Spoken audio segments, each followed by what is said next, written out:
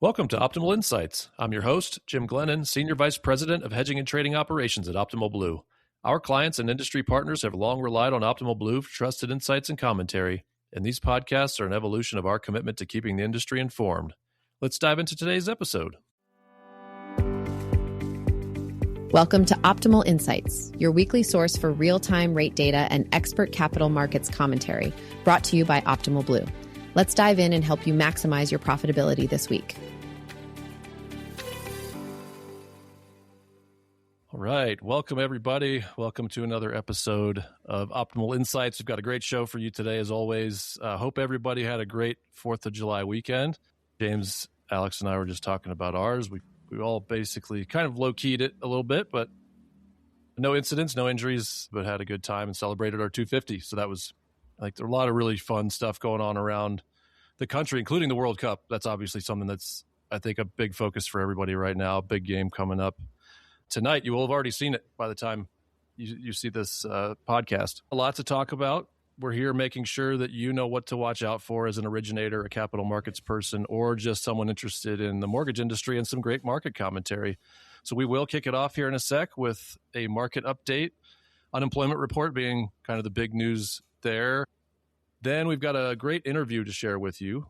Vimy and I are going to talk with Justin Roddel, our own Justin Roddel, about the IMN non-QM conference that took place back in mid-June. So some great tidbits there if you're at all interested in the non-QM industry, or just about, generally what people are talking about in the non-agency part of the world. Stay tuned for that. Before we get to any of those things in the way of data, the OBMMI still kind of hanging around that 6.45 to 6.5 range, conventional 30-year, 10-year treasury, bumped up back a little bit closer to 4.5. So still continuing to keep an eye on that as we have the war in the wings and some of the unemployment data, some of the inflation data as well. So we'll keep you in tune with that as best we can. But let's get right to it. Let's get to the market update. Gentlemen, welcome. Thank you for being here. Thanks for sharing your 4th of July experiences with me earlier. Let's talk a little bit about what's going on market-wise. So, James, we had a kind of a weird market week last week. It's kind of like a 3.25 day week. Full market Monday through Wednesday, and then Thursday was half day. But we also had the unemployment report, which always makes for a little bit of excitement, especially when it comes in a little bit light, which is what we saw Thursday. Is that right? Yeah. Thursday, the expectation was around 115K. We came in nearly half that at 57K, far below what was expected.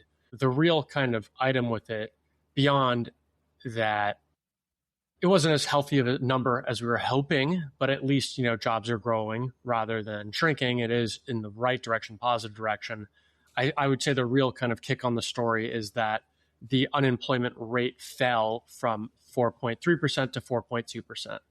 I know I was sitting there scratching my head a little bit when I saw this number coming out, going, okay, so we were just on the brink of bringing unemployment down. How is it possible that just 50K jobs really pushed us over? We were right on that line. It didn't really make sense.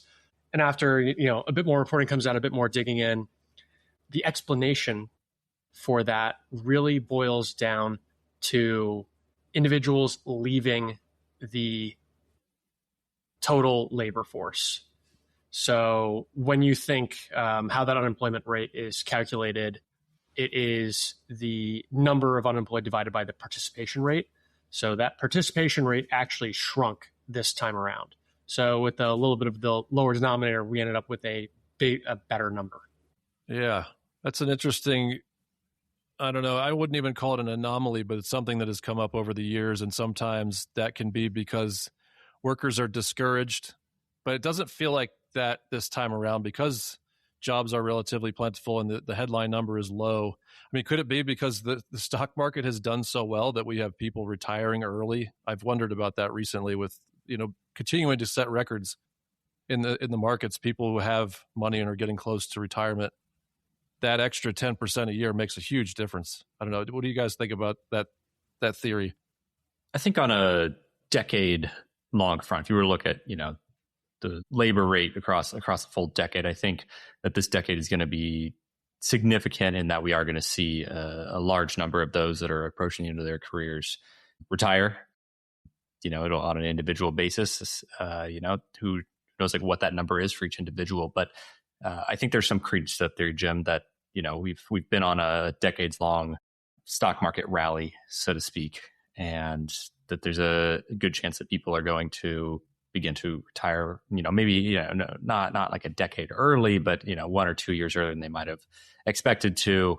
The birth rate is low. I think, the largest high school class in America was a few years ago. We've continued to see a lower number of babies being born. And as this all feeds through into the labor market, there's probably some credence to that theory. But on a month-to-month basis, I do think there's a little bit of frustration right now around the job market. That, at least from what I read on this report, was that, seeing an exodus from the labor force down to, lows we haven't really seen since COVID, and COVID was its own special time. I think that there's a little bit of frustration out there with finding a job. To me, it's a continuation of the slow to hire, slow to fire narrative that we've seen over the last 12 months. Right. Yeah, there's that in certain sectors for sure, right? You've got like you said, slow to hire. You've got AI that some companies are using maybe either legitimately or as an excuse to not hire people in certain demographics. There's also this sort of doubling of the unemployment rate of people coming out of college, but some of that has been attributed to also some of the expectations that were set during COVID of full remote and all these sort of things that are starting to dry up a little bit. So it's tougher to find that perfect job environment that some may be looking for. What were you going to say, James? Yeah, I would point to that side of it a little bit more. The prime age employment is 25 to 54. So the employment fell here about 5%. And a lot of, what we've been seeing is it's harder and harder for young people to get a job, or perhaps to find one that they like. So maybe that's part of the delay there. But I always think that young group seems to be struggling. That young group might not be counted in the labor participation force yet if they haven't had a real job, if they haven't paid into Social Security. If you go 12 months without one, without technically looking, you're booted from the survey. So that always leans to me as a place to look. And the Bureau of Labor Statistics splits the labor participation force into a couple of different brackets. One of them they have is U4. That includes those who are discouraged, those who have technically walked away from looking for a job for now. And the unemployment rate, if you include discouraged workers, is closer to 4.5, 4.6%. So I think that might be a little bit of our answer, is people are bleeding out of the participation rate, possibly younger people. They're falling into this discouraged bucket, so they, quote unquote, don't count. Right. Okay. Yeah, and there's also I believe there's not as much talked about this year, but there's still the issue of migration, right? We had a major shift in migration when the Trump administration took over in early January of 25, and that likely still has some effect on what we're seeing today, where we're able to produce very few jobs, but still keep the unemployment rate essentially at full employment at between 4 and 4.5%. Definitely, that seems to be the line that's been adopted by most mainstream economists at this point. That the shifts in labor migration are able to offset the slower rate of job growth. But I'm with James. I think if you look at the U4 and the U6, the less commonly cited, more broad unemployment rates, they've stayed pretty steady despite this tick down in U3, which is the headline number. Right. Okay. So decent report, probably nothing to overreact about, as we've said many times on this podcast, and you've probably read it out in the media as well.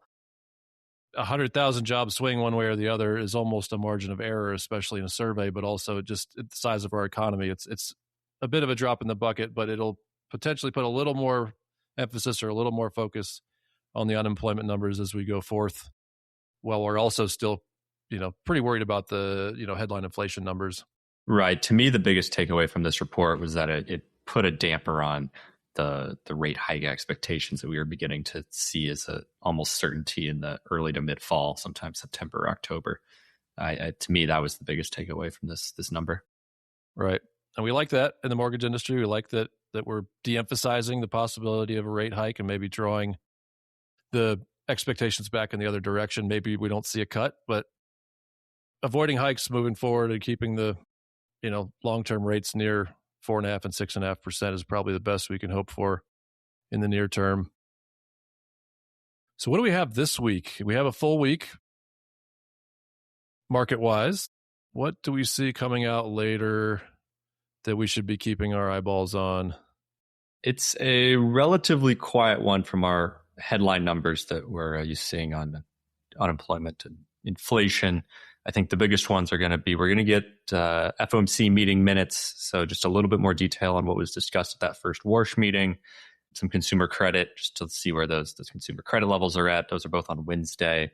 And then Thursday, we'll get initial jobless claims as we get every week, which continue to give us a peek into how the labor market is performing, as we were just discussing. But other than that, it's a relatively quiet week. We'll get some inflation metrics the week after. All right, good. And I suppose we still need to keep an eye on any developments in the negotiations to officially end the conflict in Iran. We seem to keep seeing lower and lower gas prices. I've certainly noticed it even during the busy travel holiday, 4th of July weekend. I paid less up in the mountains here in Colorado than I've paid even in Denver over the past 4 months. So that's probably a welcome development for folks. Yeah, from my take right now on the energy market, there seems to definitely be a glut. We've seen OPEC has boosted their production numbers a couple of times now over the past month or two. In addition to that, it seems to me that the Strait of Hormuz does seem to be remaining relatively open. Some of the sources that I follow are saying that it's not so much that price per barrel, so much as the price that's being charged for insurance for the specific ships transiting the Strait of Hormuz. So that could bleed into insurance rates for global shipping overall, but I think that that's going to keep the price at the American pump, where the American pump is generally pumped domestically, that's going to keep those prices relatively muted. Again, supply glut and the increased prices of insurance are going to be affecting the price of a barrel in Europe and Asia. Right. And it also seems like over time that these oil companies are finding a way to avoid the Strait of Hormuz altogether, right? It's always been a bit dangerous, but it's obviously become far more dangerous during this war. And politically, it's dangerous. Who's to say that there won't be another conflict in that area? So it does seem like tankers are finding other ways to get around, or oil pipelines are being emphasized. It's very sort of interesting dynamic there that has taken 4 or 5 months to play out, but could have long-lasting ramifications, especially for the nations in that quadrant of the world. Absolutely. I would expect there to be a boon in pipeline construction once we have a full peace deal in effect, for sure. Okay, what else do we have, gentlemen? Any loose ends that we need to tie up? I would just note that the 13th is Class A settlement this month. So that will be Monday. It's going to sneak up on people after this long holiday. So, Optimal Blue, we always say roll early, roll often. Today is maybe 106-hour day. So start looking to kick that, kick the tires, get rolled, get moving. Well said. Get your rolls done, you capital markets folks. We harp on this constantly in our webinars and calls with clients. That the rolls, especially when you have a little bit of odd liquidity, like we've seen during this conflict and just in general in the smaller market, we've seen rolls escalate as you get closer to settlement. So keep that moving. In fact, I'd have everything rolled for July by now. I'd be looking at Class C probably and thinking about my plan for August rolls already. Definitely. One spot I'd like to highlight is the Fannie 6. Someone's definitely built a position in that one, and the roll cost there has been relatively steep. So I'd get out of that one expeditiously, as you should be for all of them, but definitely keep an eye on that Fannie 6. Good call. Yeah. All right, gang. Well, we will leave you with that bit of wisdom. Get your rolls done early and often. And thank you, gentlemen, for the excellent conversation. Now let's move on to the interview. Thanks, guys. Thanks, Jim. Thank you. All right. As promised, we're going to talk a little bit about the IMN non-QM conference that took place in Dana Point a few weeks ago. As a reminder, IMN, it's the Information Management Network. They run events across the spectrum of finance, real estate, just a really good group that brings a lot of good people together to share a lot of good information about whatever the topic is. And this time it was non-QM mortgages, which obviously is a big topic in our industry, seeing that 10 plus-ish percent of mortgage loans that are going through right now are non-QM. So just a reminder, right, folks, non-QM, if you've listened to this podcast before, we've talked a bit about it, or even if you haven't, non-QM, it means non-qualified mortgage. It's pretty much any mortgage that doesn't get guaranteed by the GSEs or Ginnie Mae. So it's not a Fannie Mae, Freddie Mac loan. It's not a FHA, VA loan. But these days, that doesn't mean subprime, right? A lot of people think that. Doesn't mean low credit, high LTV. In fact, there's still very little of that sort of thing out there, aside from some hard money kind of independent bank stuff, despite what the media might tell you, right? They see non-QM growing. They start, people misunderstand it. They kind of either try to freak people out or just get freaked out themselves, but you get some kind of bad information.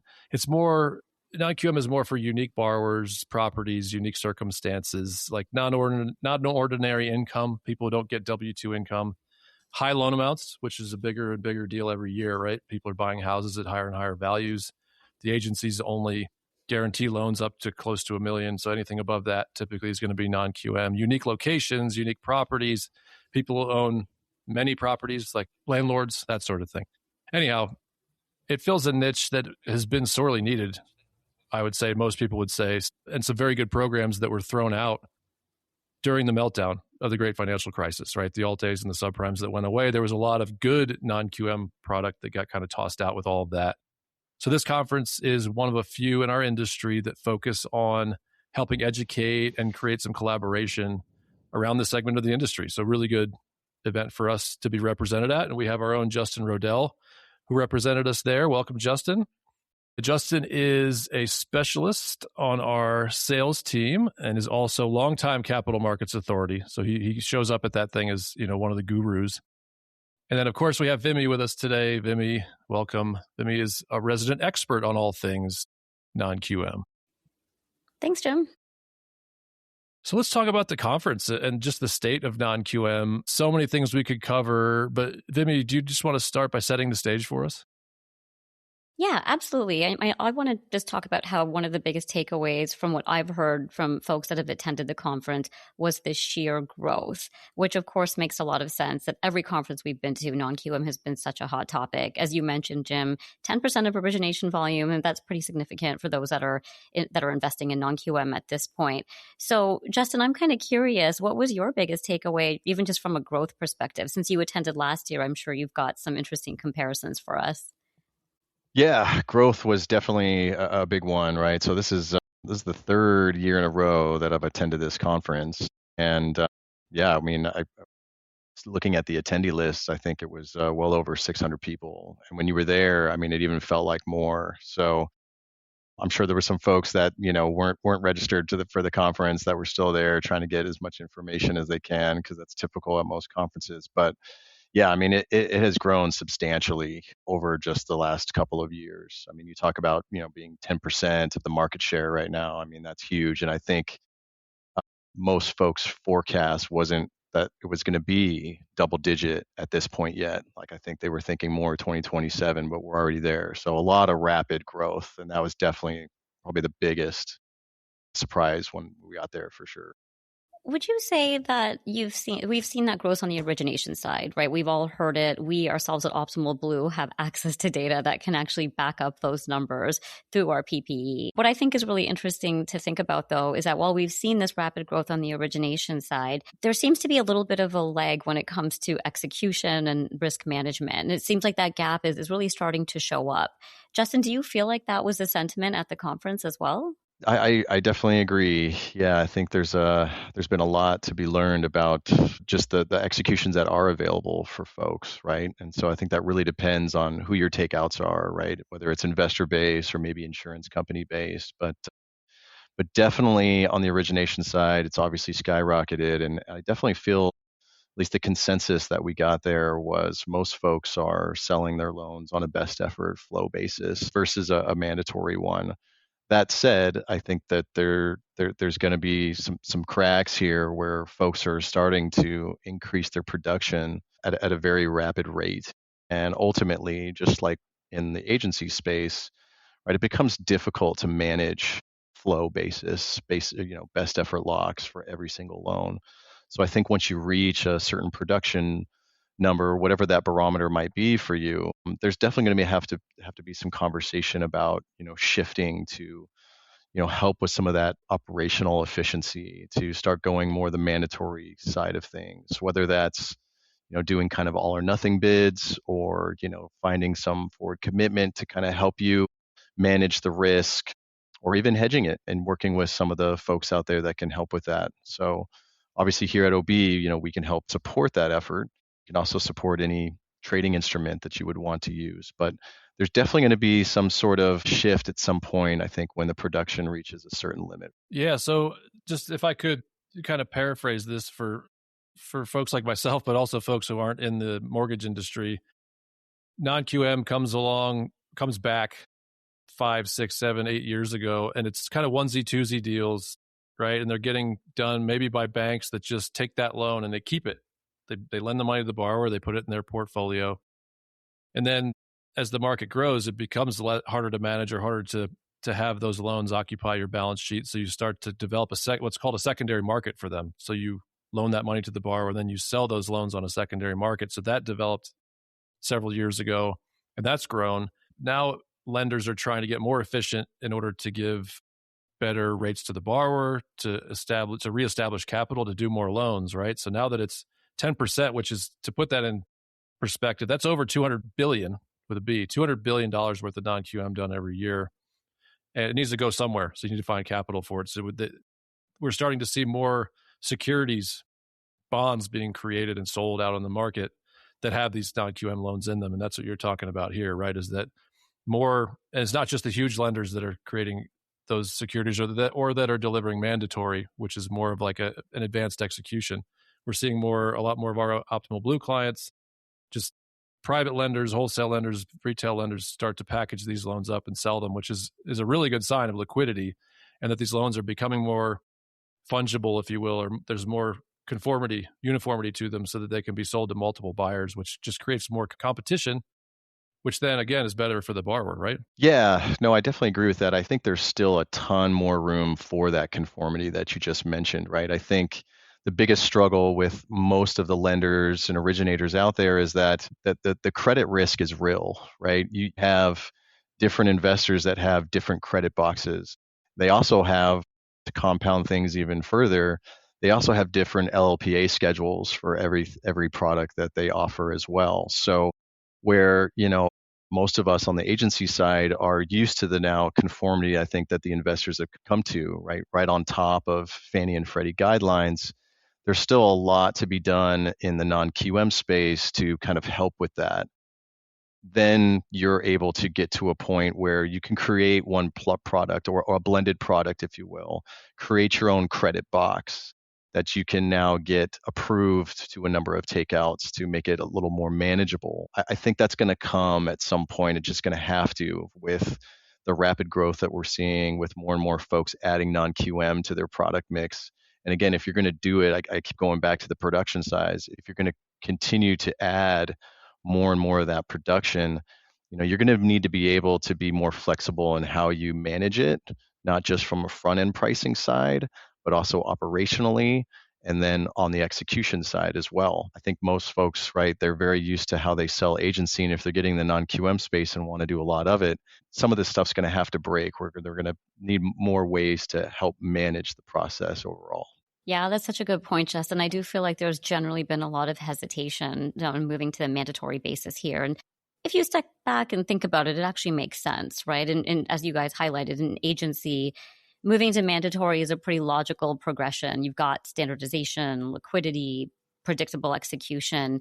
We don't quite have that yet in the non-QM space, but I know there are several industry players out there who are trying to make that happen. As you mentioned, Justin, as well, even here at Optimal Blue, of course, we're certainly advising lenders. We have lenders who are hedging their non-QM production now, and it's exciting. It's exciting to work on something that is bringing liquidity to the market and affording home buyers the opportunity to get into homes, especially, and Jim, you mentioned this earlier, that a lot of these loans, they're not subprime. Like they're actually prime borrowers. They just don't quite fit into the exact agency eligibility. It was interesting. Just the other day, I was talking to someone in the industry, of course, because I don't typically talk about mortgages with friends, but I was speaking with someone in the industry who mentioned that they have a friend who recently just qualified for a non-QM mortgage.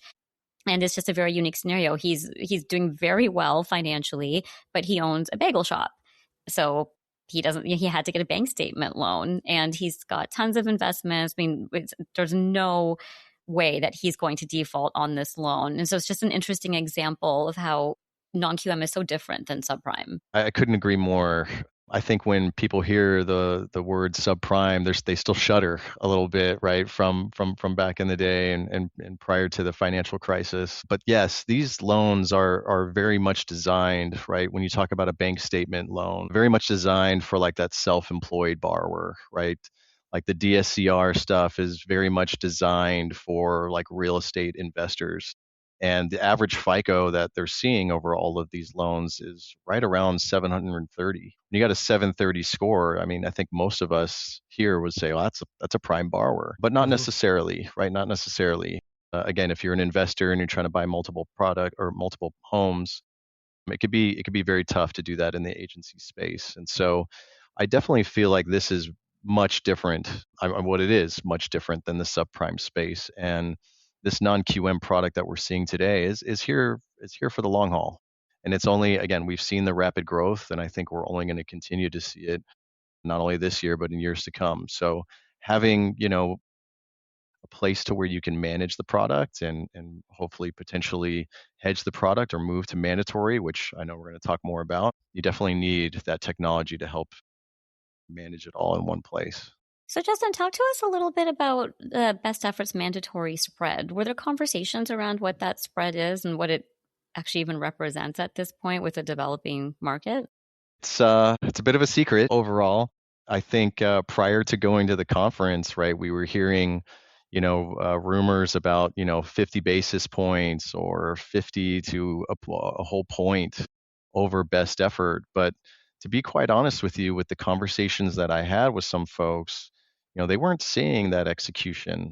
I talked to one client specifically that does 100 million a month in non-QM business, and they stuck their toe in the water of the mandatory side, sent out some kind of all or nothing bids to see what kind of color they could get back, and really the overall execution was less than what they were getting on a flow best effort execution.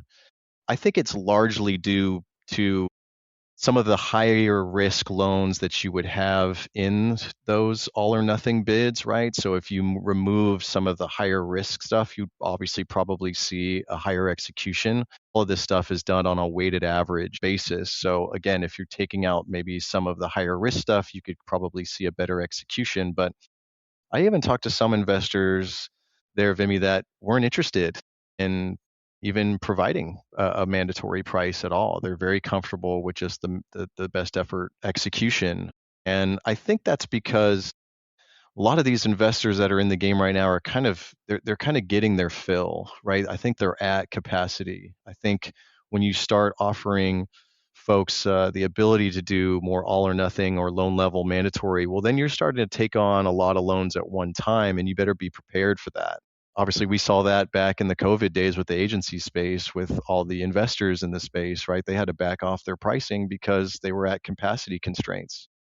So I think we could kind of see that a little bit if it moves too fast. But if it moves at a gradual pace, then again, I think these investors at some point are going to need to offer more of a loan level price when it comes to mandatory delivery. Some are already doing it, but it's very slim pickings at the moment. So I'll stop there for now. So Justin, I think that speaks to the adverse selection, the thing that we've seen consistently, as you mentioned, during COVID, or just in general, even in the MSR space, right? So there's kind of a structural issue where each investor that you're interacting with, they may actually represent multiple downstream buyers. And then if it's an all or nothing, you could have one buyer who likes DSCR loans, another likes bank statement loans. no one likes one segment of the pool, and then suddenly that one weak spot drags down your entire execution. So that's kind of the challenge with this all or nothing bulk trade, right? You're exposed to the weakest link. Completely agree. Yeah. And I think it takes out some of the competition as well, right? When you start doing an all or nothing with one investor or two investors, right? I think, if you're getting better execution by selling to 5, 6, 7 different investors in the best effort space, you probably want that when you're selling mandatory on a loan level basis, right? You would want, hey, I want to send out my pipeline to the same 5, 6, 7 investors and just get a mandatory loan level price. Hey, you can have these loans now versus waiting, the 30, 60 days that it takes to get it to you.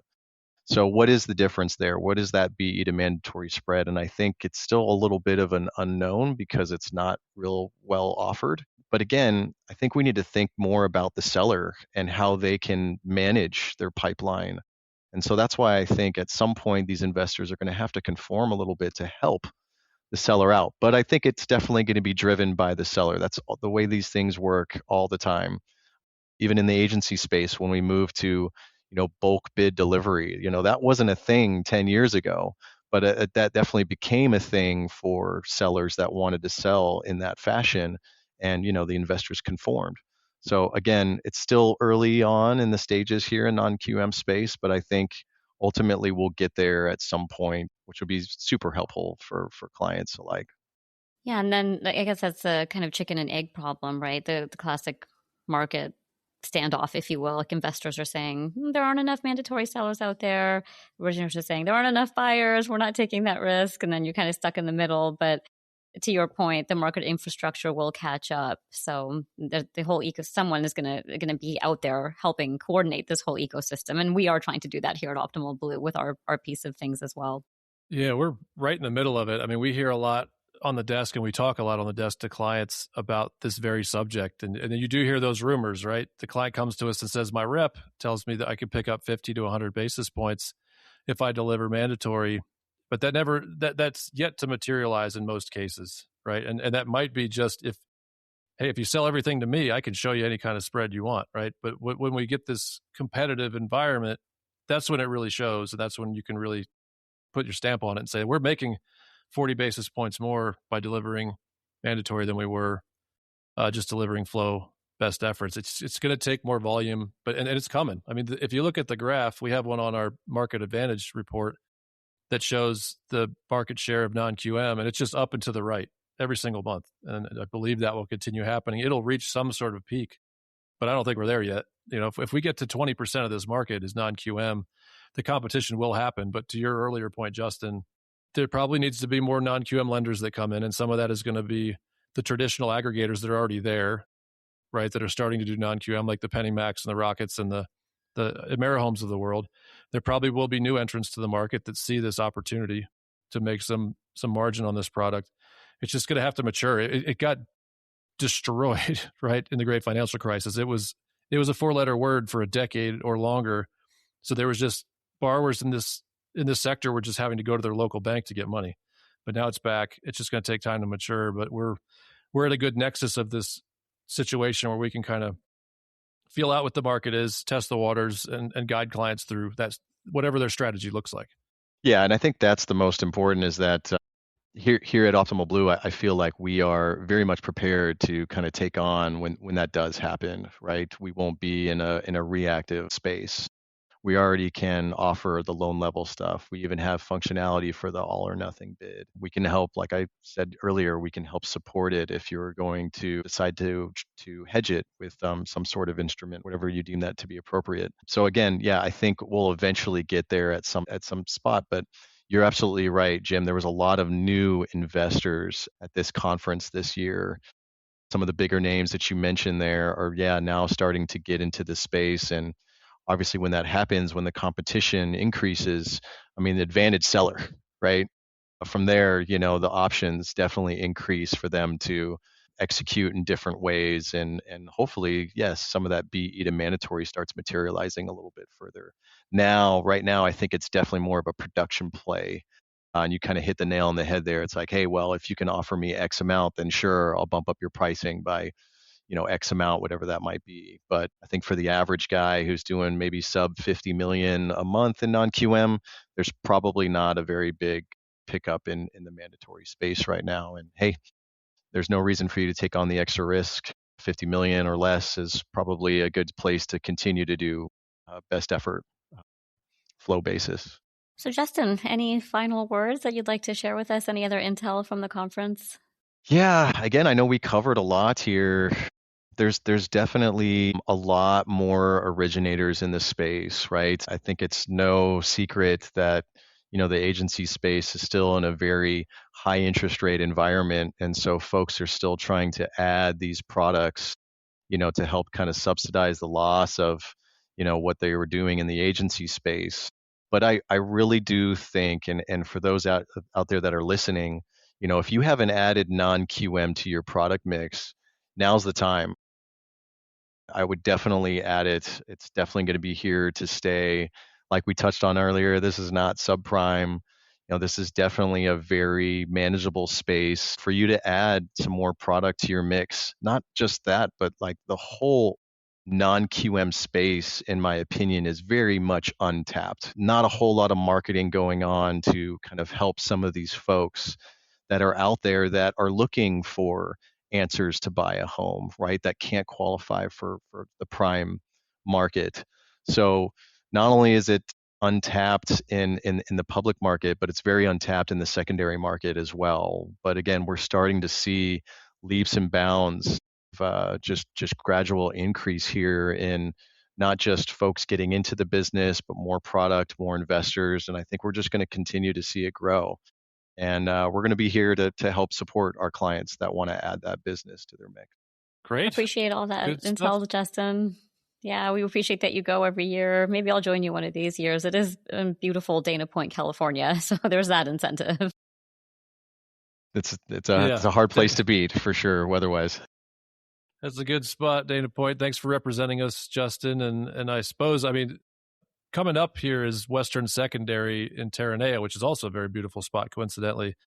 We tend to see a lot of the non-QM buyers and sellers there as well. So I don't know if will you be at that one, Justin? I'll be. I will. I'll be there as well. Okay. Yes. So would love to talk to anybody who's interested in learning more about that and learning more about our product. Happy to help. Good. Yeah, that's the next time I will see you in person, I suppose. I'll be on a panel out there too. So yeah, come see us. We'll also be having some client meetings at Terranea. And honestly, a big conversation there for us was going to be non-QM. We're coordinating a lot of buyer and seller transactions on our platform, Compass Edge, and ResiTrader, which is what the investors know from their side. So we're gonna be spending some time in meetings with buyers and sellers out there, just trying to connect more people. So definitely come talk to us. All right. As always, Vimy, thank you so much. Thanks again, Justin. Talk to you again soon. Thank you guys for having me. Thanks, guys. And that's it for today. Join us next week for another episode of Optimal Insights, where we'll continue to provide you with the latest market analysis and insights to help you stay ahead. Check out our full videos on YouTube. You can also find each episode on all major podcast platforms. Thanks again for tuning in to Optimal Insights.